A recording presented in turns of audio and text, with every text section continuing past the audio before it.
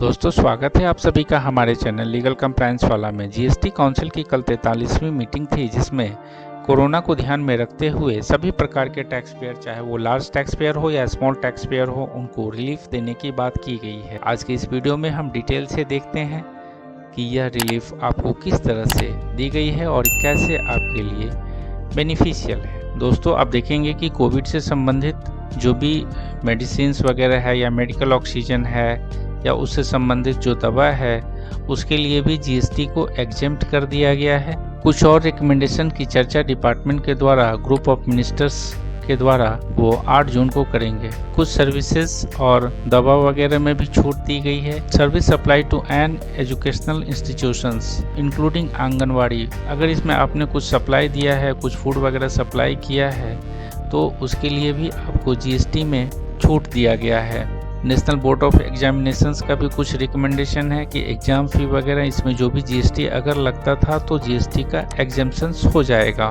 आज की इस वीडियो में हम डिटेल्स में यह जानने का प्रयास करेंगे कि रिटर्न फाइलिंग को लेकर जितने भी छूट या एग्जेम्पशंस की चर्चा की गई है, इसमें रिकमेंड किया गया है वह क्या है।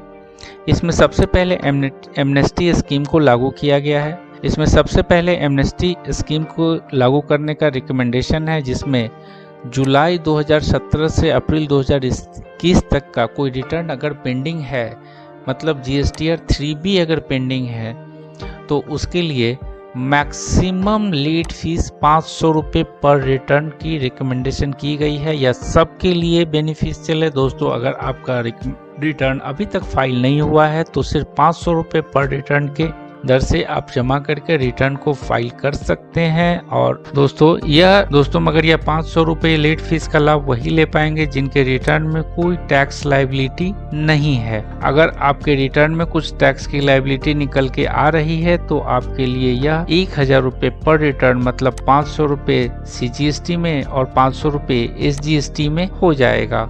दोस्तों फिर भी बेनिफिशियल है। पहले यही राशि बहुत ज़्यादा थी। 1 जून 2021 से 31 अगस्त 2021 के बीच में आपको रिटर्न फाइल करके इस सुविधा का लाभ ले लेना है। एक अन्य महत्वपूर्ण छूट दोस्तों सेक्शन 47 ऑफ CGST एक्ट में दी गई है, जिसमें लेट फीस को रैशनलाइज किया गया है। लेट फीस का जो बर्डन था उसे घटाते हुए अब GSTR 1 और 3B में उसकी मैक्सिमम कैपिंग कर दी गई है। अगर किसी टैक्स पेयर के रिटर्न में नील टैक्स लायबिलिटी है, अर्थात GSTR 3B में कोई लायबिलिटी नहीं है या GSTR 1 में उनका कोई आउटवर्ड सप्लाई नहीं है, नील है, उनके लिए मैक्सिमम लेट फीस 500 रुपये पर रिटर्न, अर्थात 250 रुपये CGST में और 250 रुपये SGST में, इतना ही देना होगा। मगर यह सुविधा सिर्फ उन्हीं के लिए है जिनके पास नील टैक्स लायबिलिटी है। अगर कोई टैक्स लायबिलिटी निकल के आती है अदर कैटेगरी के टैक्स पेयर्स के लिए, जिनका टर्नओवर, एनुअल एग्रीगेट टर्नओवर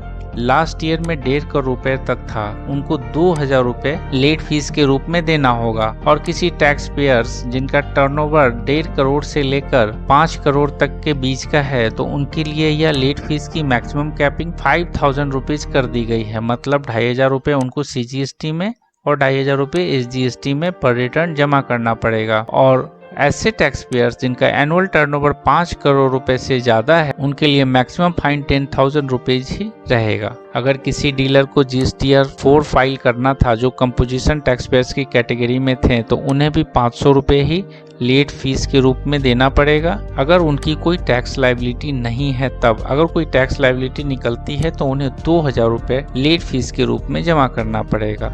इसी तरह से दोस्तों वैसे टैक्स पेयर्स जिनको GSTR 7 फाइल करना था, उन्हें भी 50 रुपये पर डे की कैपिंग कर दी गई है और मैक्सिमम 2000 रुपये तक ही उनको लेट फीस के रूप में देना पड़ेगा। दोस्तों इस तरह के सभी बदलाव का प्रपोजल गवर्नमेंट के पास अभी भेजा गया है और सरकार इस पे जल्द ही निर्णय लेते हुए इसे नोटिफाई कर देगी, जिससे आप सभी को फायदा होगा। दोस्तों मार्च और अप्रैल महीने के टैक्स का भी भुगतान अगर अभी तक आपने नहीं किया है तो उसमें भी रिड्यूस रेट से जो इंटरेस्ट है वही लगेगा और कुछ दिनों के लिए उसमें छूट भी दी गई है। आप इसको बारीकी से पढ़ें और आप जिस कैटेगरी में भी इसके अंतर्गत आते हो उसका लाभ लेते हुए अपने लायबिलिटी को जल्द से जल्द भुगतान कर दें। दोस्तों अब देखते हैं मई महीने के लिए डिपार्टमेंट के द्वारा क्या छूट टैक्स पेयर्स को दी गई है। आप यहाँ देखेंगे कि nil rate of interest for first 15 days, 15 दिनों के लिए आपको कोई इंटरेस्ट नहीं लगेगा अगर आप अपने टैक्स का भुगतान थोड़ा लेट करते हैं। आपको GSTR 3B या PMT 6 चालान में, अगर आपने GSTR 3B का,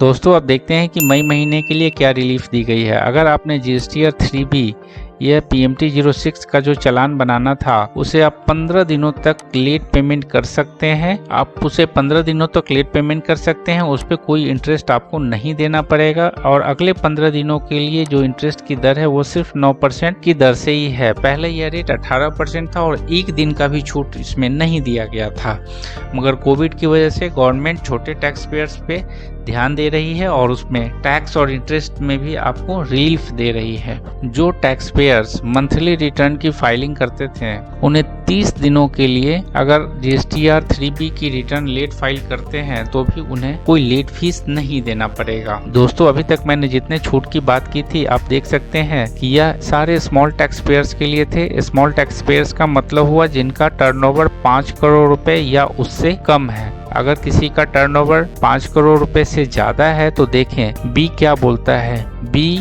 फॉर लार्ज टैक्स पेयर, मतलब वैसे टैक्स पेयर जिनका टर्नओवर 5 करोड़ रुपए या उससे ज्यादा है, उनको पहले 15 दिनों के लिए अगर वो टैक्स का पेमेंट लेट करते हैं तो 9% की दर से ब्याज लगेगा, 18% की दर से ब्याज नहीं देना पड़ेगा। या GSTR 3B के पेमेंट जो मई 2021 से संबंधित है उसके लिए है। बड़े टैक्स पेयर्स को GSTR 3B की फाइलिंग के लिए 30 दिनों की छूट नहीं दी गई है, उन्हें सिर्फ 15 दिनों के लिए ही लेट रिटर्न फाइलिंग की सुविधा दी गई है। दोस्तों इसी तरह से आप देखेंगे कि GSTR 1 के लेट फाइलिंग के लिए भी एक्सटेंशन दिया गया है, GSTR 1 और GSTR 4। दोस्तों मई महीने के लिए GSTR 1 या IFF की फैसिलिटी उसे 15 दिन के लिए बढ़ाया गया है और GSTR 4 जो 2020-21 के लिए फाइल करना था उसका लास्ट डेट बढ़ाते हुए 31 जुलाई 2021 कर दिया गया है कि जो 31 मार्च 2021 को क्वार्टर एंडिंग हो रहा था उसके लिए ITC 4 फाइल करना था, उसे बढ़ाते हुए